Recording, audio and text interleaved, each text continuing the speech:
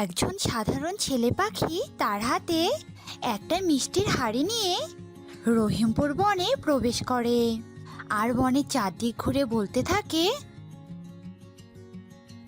মিষ্টি নিয়ে যাও, মিষ্টি, টাটকা টাটকা সুস্বাদু মিষ্টি। আসো আসো, মিষ্টি নিয়ে যাও। এমন সময় ওদিক দিয়ে যজ্ঞ কাক আর শালিক যাচ্ছিল। যজ্ঞ কাক আর শালিক ওই মিষ্টি বিক্রেতাকে দেখে বলে, এই যে পাখি, তোমাকে তো আগে কখনো আমি এই বনে দেখিনি, তা কোথা থেকে এসেছো শুনি? দাদা, আমি উত্তরের বন থেকে এসেছি মিষ্টি বিক্রি করতে। ওই বনে তেমন ভালো মিষ্টি বিক্রি হয় না দাদা, তাই এই বনে এসেছি। তা খাবেন নাকি দাদা আমার মিষ্টি? তা বেশ বেশ, দাও তো দেখি তোমার মিষ্টি খেতে কেমন হয়। পাখিটি যজ্ঞ কাক আর শালিকের হাতে মিষ্টি দিয়ে দেয় আর ওদের কাছ থেকে টাকা নিয়ে ওখান থেকে চলে যায়। মিষ্টি বিক্রেতা পাখিটি ওখান থেকে চলে যাবার পর ওরা দুজনে মিষ্টি খায়। মিষ্টি খাওয়ার সাথে সাথে ওরা বৃদ্ধ হয়ে যায়। বাহ, এই মিষ্টি তো খুবই সুস্বাদু। মিষ্টি আরো খাবো। মিষ্টিওয়ালা কোথায় চলে গেল? তোর কেমন লাগলো রে শালিক? আরে শালিক, আমি তো মিষ্টি খেয়ে বেশ চাঙ্গা হয়ে গেলাম, আর তুই এমন বুড়ি হয়ে গেলি। তোর কি মিষ্টি এতই খারাপ লেগেছে টুনি? আরে কি সব বলছো? আমি বুড়ি হতে যাব কেন? বৃদ্ধ তো তুমি হয়েছো। নিজের চেহারার দিকে একবার তাকাও। এ কি, আমার এত সুন্দর চেহারা এরকম ভাবে বদলে গেল কিভাবে? এ কি হয়ে গেল রে শালিক? এ কি হয়ে গেল? বনের হাওয়া কি বদলে গেল নাকি রে শালিক? আমি নিজেও তো জানি না যজ্ঞ দাদা। চলো তাড়াতাড়ি এখান থেকে চলো তো। এরপর ওরা সেখান থেকে চলে যায়। অন্যদিকে ওই মিষ্টি বিক্রেতা যজ্ঞ কাক আর শালিকের মতো বনের সব পাখিদের মিষ্টি খাইয়ে প্রায় বৃদ্ধ বানিয়ে দেয়। একদিন টুনি রাস্তা দিয়ে যাচ্ছিল, এমন সময় শালিকের সাথে ওর দেখা হয়। আরে টুনি, এদিকে কোথায় যাচ্ছিস? তোকে তো আজকাল দেখাই যায় না রে। কি তুমি? তোমাকে তো চিনলাম না। আর তুমি আমার নাম জানোই বা কি করে? মা রে, আমি তোকে চিনবো না? আমি শালিক রে, তুই আমাকে চিনতে পারছিস না? আমাকে ভুলে গেছিস? কি, তুমি শালিক পাখি? আচ্ছা, তোমাদের কি হয়েছে বলো তো? তোমরা হঠাৎ করে আমার বৃদ্ধ হয়ে গেলে কিভাবে? এরপর শালিক টুনিকে মিষ্টি খাওয়ার কথা খুলে বলে। সব শুনে টুনি বলতে থাকে, এসব কি বলছো দিদি?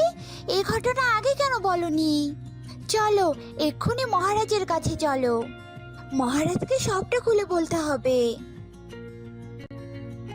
এই বলে টুনি শালিককে নিয়ে বনের আরো বৃদ্ধ পাখিকে সঙ্গে করে মহারাজের কাছে যায়।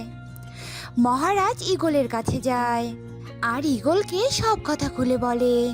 সব শুনে মহারাজ ঈগল ভীষণ চিন্তায় পড়ে যায়। কি, আমার রাজ্যে এত বড় কঠিন রোগ? না না, এই রোগ আর ছড়াতে দেওয়া যাবে না। এই রোগের নাম কি আর এই রোগ থেকে মুক্তি পাওয়ার উপায়, তা জানার জন্য তান্ত্রিককে ডাকতে হবে। সেনাপতি, এক্ষুনি তান্ত্রিককে ডেকে আনো। রাজার কথা শুনে সেনাপতি তান্ত্রিককে ডাকতে যায় আর বেশ কিছুক্ষণ পর সেনাপতি তান্ত্রিককে নিয়ে রাজপ্রাসাদে আসে আর ওরা তান্ত্রিককে সব কথা জানায়। সব শুনে তান্ত্রিক শালিককে বলতে থাকে, আচ্ছা শালিক, তুমি কি বৃদ্ধ হওয়ার আগে কোনো কিছু খেয়েছিলে বা কোনো কাজ করেছো? করলে আমাকে বলো। তান্ত্রিকের কথা শুনে শালিক ওই মিষ্টিওয়ালার ব্যাপারে সব কথা খুলে বলে। সব শুনে তান্ত্রিক কিছু সময় চুপ করে থাকে আর একটু পর বলতে থাকে, শোনো শালিক, ওটা একটা দুষ্টু জাদুকরের ভা ছিল। ওই দুষ্টু জাদুকরটা এই পাহাড়ের গুহায় থাকে আর ওই খুবই শক্তিশালী। ওই দুষ্টু জাদুকর বনের সব পাখিদেরকে মিষ্টি খাইয়ে বৃদ্ধ বানিয়ে এই বনকে শক্তিহীন করতে চায়, আর এ বনে রাজা হতে চায় ওই জানো। তাহলে এখন কি হবে? আমরা কিভাবে ওই দুষ্টু জাদুকরের হাত থেকে মুক্তি পাবো? আর আমার প্রজারা কিভাবেই বা আগের মতো হয়ে যাবে? বলো তান্ত্রিক, চুপ করে থেকো না। বলছি রাজামশাই, বলছি বনের সব পাখিরা আগের মতো হয়ে যাবে। সেটা হলো একটা উপায়ে, হলো উত্তরের বনে একটা নদী আছে, আর ওই নদীর জলের উত্তরের দিকে একটা রঙিন কলা আছে।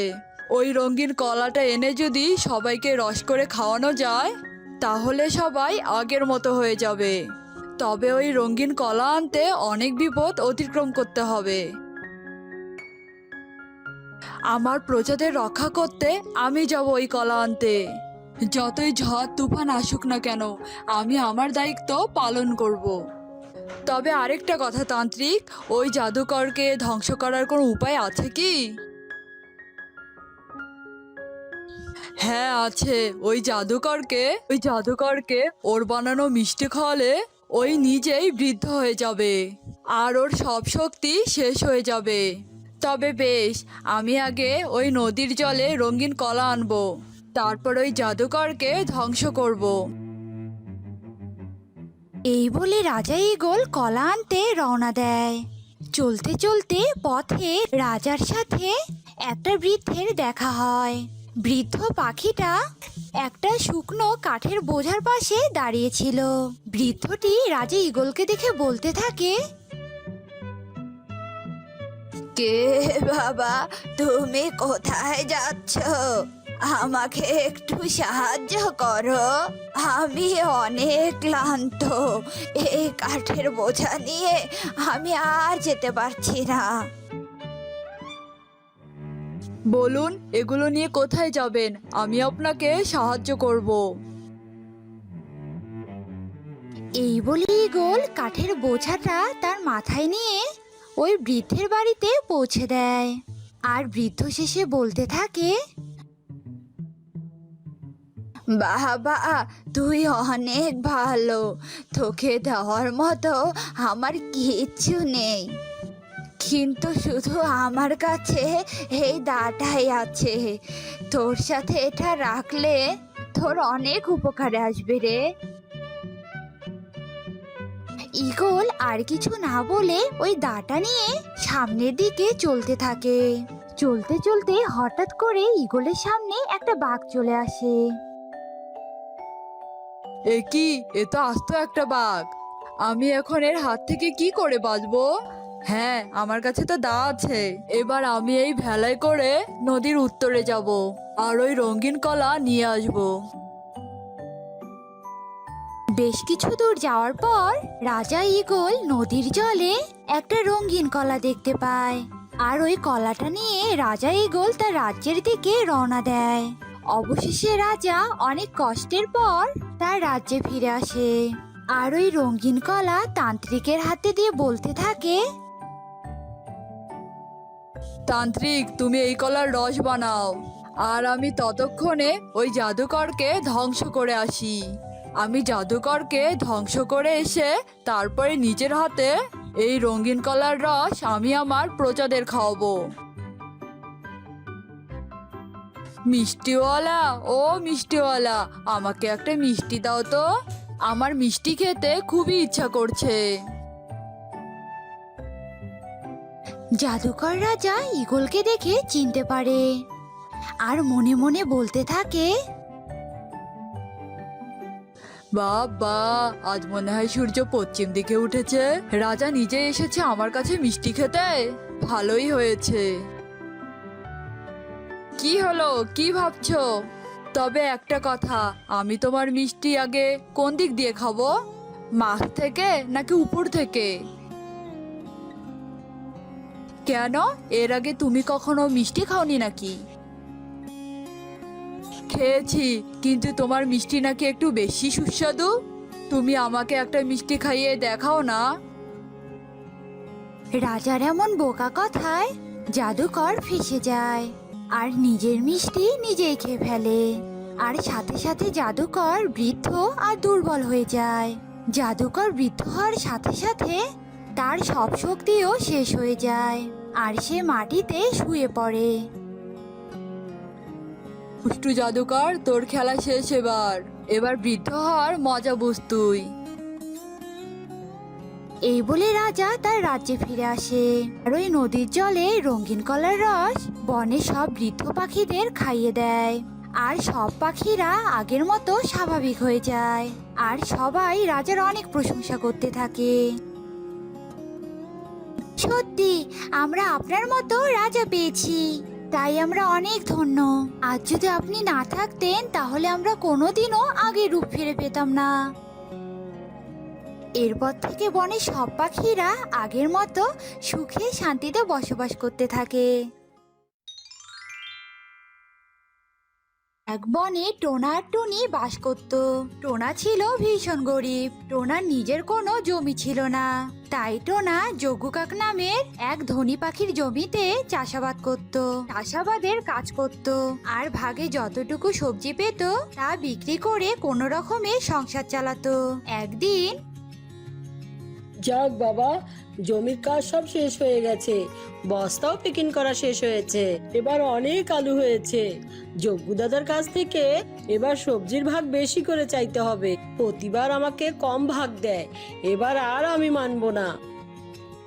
টোনা এ কথা বলতে বলতেই যজ্ঞু কাক তার জমিতে আসে আর টোনাকে বলে, বাহ, সব আলু বস্তা করা হয়ে গেছে, যাই সবগুলো আলু নিয়ে যাই। যজ্ঞু দাদা, সব আলু নিয়ে যাবে মানে? এখানে তো আমারও ভাগ আছে। আর শোনো যজ্ঞু দাদা, আমি তোমার জমিতে কষ্ট করে ফসল ফলাই, এবার কিন্তু আমাকে বেশি করে ফসল দিতে হবে। কম ফসল দিলে চলবে না কিন্তু, বুঝতে পেরেছো? তুমি ফাও ফাও এত ফসল নিবে তার আমি মেনে নিতে পারছি না, বুঝতে পেরেছো? কি, আমি ফাও ফাও ফসল নেই? এই জমিটা কার শুনি? আমার জমি আর আমাকেই বলিস ফসল সমান নিতে? এই ভিখারির বাচ্চা, আমি জমি না দিলে তুই ফসল ফলাতি কোথায় শুনি? তাতে এমন করে বলছো কেন যজ্ঞু দাদা? তুমি যতটুকু ভাগ দাও তাতে করে আমার ফসল ফলানোর খরচই ওঠে না, তাহলে আবার সংসার চালাবো কিভাবে বলো তো? এবার তোমাকে আমার ন্যায্য ভাগ দিতেই হবে। তোর তো খুব বার বেড়েছে টোনা, তুই কি একটু কষ্ট করিস? তুই বেশি ফসলের ভাগ চাস? তোকে আর আমার জমিতে চাষ করতে হবে না, আমি বনের অন্য কাউকে দিয়ে আমার জমি চাষ করিয়ে নেব। এক্ষুনি আমার জমি থেকে চলে যা বলছি, চলে যা। টোনা নিরুপায় হয়ে খালি হাতে বাড়ি চলে আসে আর টোনাকে দেখে টুনি বলে, কি গো, খালি হাতে তুমি বাড়িতে ফিরে এলে যে? আজ না তোমার যজ্ঞ দাদার কাছ থেকে বেশি করে ফসলের ভাগ নিয়ে আসার কথা? তুমি তো এবার জমিতে আলু চাষ করেছো, তো কই সেই আলু দেখি? হে ঈশ্বর, কি আর ভাগ নেব টুনি? ন্যায্য কথা বলতে গিয়েই তো যজ্ঞ কাক আমার কাছে জমিটা কেড়ে নিল আর ফসলগুলো সব নিয়ে নিল। এবার আমাদের কি হবে? হাতে তো কোনো টাকা পয়সা নেই, এবার আমাদের না খেয়ে থাকতে হবে গো টুনি। কি আর করবে টোনা, অভাগা যেদিকে যায় সাগরও সেদিকে শুকিয়ে যায়। শোনো, আমি বলি কি, আর তো কোনো উপায়ও নেই, আর এদিকে কৃষিকাজ ছাড়া তো তুমি কিছুই জানো না, তাই তোমাকে বলছি তুমি আজ বাজারে চলে যাও আর বাকিতে কিছু সবজি চারা নিয়ে এসো। এই সবজি চারা আমরা বাড়ির উঠোনে রোপণ করব। সবজি গাছে যা সবজি হবে সেগুলো বিক্রি করে আমরা ধার শোধ করে দেব। তুমি তো ভালো বুদ্ধি দিয়েছো টুনি, তবে যাই, তবে এখনই আমি বাজারে যাই, দেখি কেউ আমাকে ধারে সবজি চারা দেয় কিনা। এই কথা বলে টোনা বাজারের উদ্দেশ্যে চলে যায় আর বাজারে গিয়ে দেখে বিউটি পায়রা কিছু সবজির চারা নিয়ে বসে আছে। কি গো বিউটি দিদি, এগুলো কিসের সবজির চারা গো বিউটি দিদি? জানো বিউটি দিদি, আমার কাছে কোনো টাকা নেই, তুমি কয়টা চারা আমাকে বাকিতে দিবে? বাকি? কিসের বাকি? না না টোনা, আমি তোমাকে কোনো বাকি দিতে পারবো না। যাও তো যাও, টাকা দিতে পারলে সবজি চারা নিয়ে যাও, না পারলে আমার দোকানের সামনে থেকে চলে যাও তো, বিরক্ত করো না। বিউটি পায়রার কথা শুনে টোনা দোকানের সামনে থেকে চলে যায়। টোনা এ দোকান ও দোকান ঘুরতেই থাকে, কিন্তু কেউ টোনাকে সবজির চারা পাকিতে দেয় না। এরপর টোনা হতাশ হয়ে বাড়ি ফিরতে থাকে। এমন সময় টোনা ঝোপের আড়াল থেকে এক চিৎকার শুনতে পায়। বাঁচাও, বাঁচাও আমাকে, এই ছাগল আমাকে খেয়ে ফেললো। কে কোথায় আছো? বাঁচাও আমাকে। এই ছাগল, তুই আমাকে খাবি না বলছি, তুই ছেড়ে দে আমাকে বলছি। এ কি, ওই ঝোপের আড়াল থেকে কে ভাবে চিৎকার করছে? গিয়ে দেখি তো একবার। এই কথা বলে টোনা ঝোপের আড়ালে যায়। গিয়ে দেখে একটা বেগুন চারাকে ছাগল ছানা খাচ্ছে। বেগুন চারা যন্ত্রণায় চিৎকার করছে। টোনা তা দেখে ছাগল ছানাকে তাড়িয়ে দেয়। তখনই বেগুন চারা বলে ওঠে, তুমি আজকে আমাকে অনেক উপকার করলে গো। তুমি যদি আজকে না আসতে, তাহলে এই ছাগল ছানা আমাকে খেয়ে ফেলতো গো। বেগুন চারার কথা শুনে টোনা ভীষণ অবাক হয়ে যায়। আমি তো আগে কখনো বেগুন চারাকে কথা বলতে দেখিনি। তুমি কিভাবে কথা বলছো গো? আমি কোনো সাধারণ বেগুন চারা নই, আমি হলাম এক পরীর জাদুকরি বেগুন গাছ। আমার মালকিন পরীকে এক রাক্ষসী আক্রমণ করেছিল, আর পরীর হাতেই বেগুন বীজ ছিল। ওই রাক্ষসী যখন আমার মালকিন পরীকে খেয়ে ফেলে, তখন ওই পরীর হাত থেকে বীজ এখানে পড়েছিল, আর তখন এখানেই আমার জন্ম হয়।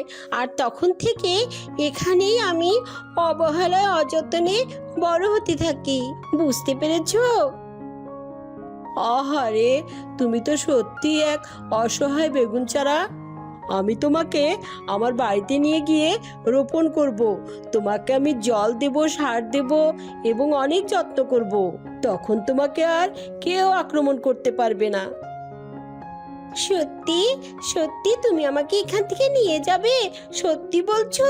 তাহলে নিয়ে চলো আমাকে, এখান থেকে আমাকে নিয়ে চলো।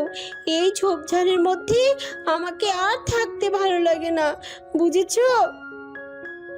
টোনা বেগুন গাছের কথা শুনে সেখান থেকে বেগুন গাছকে তুলে নিয়ে যায় আর টুনিকে গিয়ে সব কথা খুলে বলে। তারপরে টোনা টুনি মিলে বেগুন গাছকে তাদের বাড়ির উঠোনে রোপণ করে দেয় আর অনেক যত্ন নিতে থাকে। এভাবেই বেশ কিছুদিন কেটে যায়। একদিন সকালে টোনা টুনিকে বলে, একি টুনি, দেখো বেগুন গাছে সোনার বেগুন ধরেছে। তাই তো দেখছি টোনা, এ কি করে সম্ভব? টোনা টুনির অবাক হওয়া দেখে বেগুন গাছ বলে ওঠে, তোমরা একদিনে তোমাদের বাড়িতে আমাকে যে যত্ন করেছো, তার প্রতিদান স্বরূপ আমি তোমাদেরকে এই সোনার বেগুন উপহার দিলাম। তোমরা যেহেতু আমার যত্ন নিয়েছো, তাই সেহেতু তোমরাই আমার মালিক। আজ থেকে প্রতিদিন তোমাদেরকে আমি একটা করে সোনার বেগুন উপহার দেব। টোনাটুনি একথা শুনে ভীষণ খুশি হয়ে যায়। তারপরে টোনাটুনি মিলে সে বেগুন নিয়ে স্বর্ণকারের দোকানে বিক্রি করে আর অনেক টাকা পায়। আর এভাবেই টোনাটুনি প্রতিদিন বেগুন গাছ থেকে সোনার বেগুন উপহার পেতে থাকে। এভাবেই টোনাটুনি অনেক বড়লোক হয়ে যায়। টোনাটুনি সোনার বেগুনের কথা চারিদিকে ছড়িয়ে পড়ে আর সে কথা যজ্ঞ কাকের কানেও চলে যায়। ওই টোনা একদিন আমার জমিতে কাজ করে খেত, আর আজ সোনার বেগুনের কারণে আমার থেকে বড়লোক হয়ে গেল। আর আজ রাতে ওই বেগুন গাছ সহ বেগুন আমি চুরি করে আনবো, তারপর আমি আরো বড়লোক হয়ে যাব। এভাবেই সেই দিনটি কেটে যায় আর বনের মধ্যে রাত নেমে আসে। যজ্ঞ কাক তার পরিকল্পনা মতো রাতের বেলা টোনার বাড়িতে যায় সেই বেগুন চুরির উদ্দেশ্যে। আর যেই না বেগুন গাছে সোনার বেগুনে হাত দেয়, তখনই বেগুন গাছ বলে ওঠে, কি, তুই আমার সোনার বেগুন চুরি করতে এসেছিস? লোভী অসৎ শয়তান যোগু, এবার দেখ আমি তোর কি অবস্থা করি। এই আমার সোনার বেগুন, যা তো ওই যজ্ঞুর মাথাটা ফাটিয়ে দিয়ে আয়। বেগুন গাছের কথা শুনে বেগুন গাছ থেকে সোনার বেগুন এসে যজ্ঞ কাককে মারতে থাকে। আর যজ্ঞ কাক সোনার বেগুনের মারের যন্ত্রণায় বলতে থাকে, ও বাবা গো, মরে গেলাম গো, মরে গেলাম। দরকার নেই সোনার বেগুনের, জান বেরিয়ে গেল আমার। এখান থেকে পালিয়ে গিয়ে আমি আমার জান বাঁচাই। মরে গেলাম গো, মরে গেলাম। এ কথা বলে যজ্ঞ কাক সেখান থেকে পালিয়ে যায় আর সোনার বেগুন আবারও গাছে চলে আসে। এর পরের দিন সকালে টোনাটুনি আবারও বেগুন গাছ থেকে সোনার বেগুন তুলে নেয় আর বুঝতেই পারে না রাতের বেলায় বেগুন গাছের তলায় যজ্ঞ কাকের সাথে কি হয়েছে। এরপর থেকে টোনাটুনি সুখে শান্তিতে বসবাস করতে থাকে। কি ব্যাপার টুনি, আজকাল তোর কাজে আসতে এত দেরি হচ্ছে কেন? হ্যাঁ, এভাবে যদি রোজ রোজ তুই কাজে আসতে দেরি করিস তাহলে আমি কিন্তু তোকে আর কাজে নিব না বলে দিলাম। কাজ থেকে একেবারেই বাদ দিয়ে দিব। না না মালকিন, আপনি দয়া করে এ কাজ করবেন না। আসলে আমার ছানাটা অনেক অসুস্থ, তাই আজ আমার একটু কাজে আসতে দেরি হয়ে গেল আর কি। হয়েছে হয়েছে, আর অজুহাত দিস না তো তুই। তোদের মতো ঝিদের আমি ভালো করে চিনি রে। আর কথা না বাড়িয়ে তাড়াতাড়ি গিয়ে কাজ কর, বুঝেছিস? এরপর টুনি তার কাজ শুরু করে। সারাদিন কাজ করে টুনি বিকেলে বাসায় ফিরে যায়। কি রে মা, তুই বাহিরে বের হয়েছিস কেন? তোর না শরীরটা খারাপ? তুই এমন শরীর নিয়ে কেন বের হয়েছিস রে মা? মা, এত ভেবো না তো, আমি একদমই সুস্থ হয়ে গেছি। দেখো, আমার শরীরে একটুও জ্বর নেই। আর মা, আমি না তোমায় আইসক্রিম নিয়ে আসতে বলেছিলাম, তুমি আমার জন্য আইসক্রিম কেন আনোনি মা? পাগলি মেয়ে আমার, এই জ্বরের শরীর নিয়ে কেউ কি আইসক্রিম খায় নাকি বলতো? আইসক্রিম খেলে তো তুই আরো অসুস্থ হয়ে যাবি রে মা। আগে তুই সম্পূর্ণ সুস্থ হ, তারপর আমি তোকে অনেক আইসক্রিম এনে দিব। এখন ঘরে চল তো। এরপর টুনি টুকিকে নিয়ে ঘরে চলে যায়। আর এভাবেই মা মেয়ের দিন কাটছিল।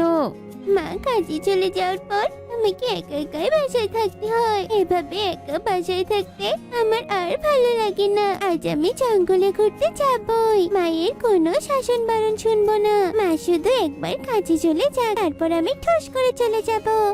এসব কথা ভেবেই টুকি বসে থাকে। তারপর তার মা কাজে চলে যাওয়ার পরেই টুকি জঙ্গলে ঘুরতে বের হয়। টুকি জঙ্গলে ঘুরতে ঘুরতে শালিকের ফলের দোকানের কাছে চলে যায়। আরে বা, শালিক কাকু, তোমার দোকানে তো দেখছি অনেক ধরনের ফল। তা বলছি, এই বড় ফলটার নাম কি গো? আগে তো এমন ফল কখনো দেখিনি। দেখবি কি করে, তোর তো জন্মই হলো সেদিন। তুই তো দুদিনের ছানা। যাই হোক, এই বড় ফলটার নাম হলো কাঁঠাল। তুই কি এই ফলটা কিনবি? যদি তুই ফল কিনিস তাহলে তোর সাথে কথা বলি, নয়তো অযথা বিরক্ত করিস না। কাঁঠাল? আমি তো এই কাঁঠালটা কিনতে চাই, কিন্তু আমার কাছে তো কোনো টাকাই নেই। আর মাও তো কাজে চলে গেছে। আমি বলি কি কাকু, তুমি আমায় একটা কাঁঠাল দিয়ে দাও তো, আমি তোমায় পরে টাকা দিয়ে দিব। হয়েছে, ওসব বাকিতে আমি ফল বিক্রি করি না। তুই যদি টাকা নিয়ে আসতে পারিস তবেই আমি তোকে কাঁঠাল দিব। যা, এখন দূর হয় এখান থেকে। আমার খরিদ্দারদের আসতে দে। ওই তো আমার খরিদ্দাররা আসছে। এসব কথা বলে শালিক টুকিকে দোকানের সামন থেকে তাড়িয়ে দেয়। আর টুকি কাঁদতে কাঁদতে সেখান থেকে চলে যায়। আর টুকি একটা গাছের ডালে বসে কাঁদতে থাকে। আর তখনই সেখানে পাখি মাতা আসে। ভয় পাস না, আমি পাখি মাতা। তোকে কাঁদতে দেখে আমি এখানে এসেছি। আমার কোনো সন্তানের কান্না দেখলে আমার যে ভীষণ মায়া হয় রে। এখন বলতো পুচকি, তোর কি হয়েছে? তুই এভাবে কাঁদছিস কেন? আর বলবেন না পাখি মাতা, আমি শালুক কাকুর কাছে কত করে একটা কাঁঠাল চাইলাম, কিন্তু কাকু আমায় কাঁঠাল না দিয়ে হারিয়ে দিল। আর আপনি জানেন, আমি কখনো কাঁঠাল খাইনি। আমরা তো অনেক গরিব, তাই মা কখনো আমাদের কাঁঠাল কিনে খাওয়ায়নি। আমরা অনেক গরিব, অনেক। আমাদের কি কাঁঠাল কেনার সামর্থ্য আছে? আহারে, সত্যি শালিক কাজটা একদমই ঠিক করেনি। তবে তুই ভাবিস না রে পুচকি, খুব শীঘ্রই কাঁঠাল খেতে পারবি তুই। কিন্তু কিভাবে? পেয়েছি, ওই তো একটা কচু গাছ। এ কথা বলে পাখি মাতা কচু গাছটা তুলে নিয়ে আসে আর কচু গাছটাকে মন্ত্রভূত করে দেয়। এই কচু গাছটা নিয়ে যা তুই পুচকি, এটা তুই তোর বাসার পাশে রোপণ করিস, তবে শীঘ্রই কাঁঠাল খেতে পারবি, জানিস? এসব কথা বলে পাখি মাথা অদৃশ্য হয়ে যায়। আর টুকি কচু গাছটাকে নিয়ে বাসায় চলে যায়। বাসার উঠোনে গাছটা রোপণ করে। এদিকে টুনি পরের দিন ঘুম থেকে উঠে উঠোন ঝাড়ু দিতে গিয়ে তো অবাক হয়ে যায়। আরে, এ আমি কি দেখছি? কচু গাছে কাঁঠাল, এই ঘটনা তো আমি এর আগে কখনো দেখিনি। আর এই কচু গাছটা তো আমি এখানে লাগাইনি, তবে এটা এখানে এলো কি করে? টুকি, এই টুকি, তাড়াতাড়ি এদিকে একটু আয় তো মা। টুনির চিৎকার শুনে টুকি তাড়াতাড়ি সেখানে আসে, আর কচু গাছে কাঁঠাল দেখে তো টুকি ভীষণ খুশি হয়। ও মা, কচু গাছটাতে দেখছি কাঁঠাল ধরেছে। তবে কাকিমাতা তো কাল সত্যি বলেছিল, সত্যি আমি যে এত তাড়াতাড়ি কাঁঠাল খেতে পারবো তা আমি কখনোই ভাবিনি মা। আর কাঁঠাল থেকে তো খুব সুন্দর সুবাস আসছে মা। বলছি মা, তুমি এক্ষুনি এই কাঁঠালটা কেটে দাও আমাকে। কি সব বলছিস তুই? তোর কথার তো আমি কিছুই বুঝতে পারছি না রে মা। আর এই কচু গাছে কই না কই থেকে কাঁঠাল এসেছে, আর তুই এই কাঁঠালটাই খেতে চাচ্ছিস? এরপর টুকি পাখি মাতার ব্যাপারে সব কথা টুনিকে খুলে বলে, আর এসব কথা শুনে টুনি কিছুটা স্বস্তি পায়, আর কচু গাছ থেকে ওই কাঁঠালটা এনে টুকিকে খেতে দেয়। টুকি খুশি মনে পেট ভরে কাঁঠাল খায়। এরপর তো অবাক করা ঘটনা ঘটতে থাকে। কাঁঠাল খাওয়ার পর থেকে টুকি যখনই ডানা ঝাপটাতো তখনই তার ডানা থেকে সোনার মুদ্রা ঝরতো। এ দেখে টুকি আর টুনি বেশ চিন্তায় পড়ে যায়।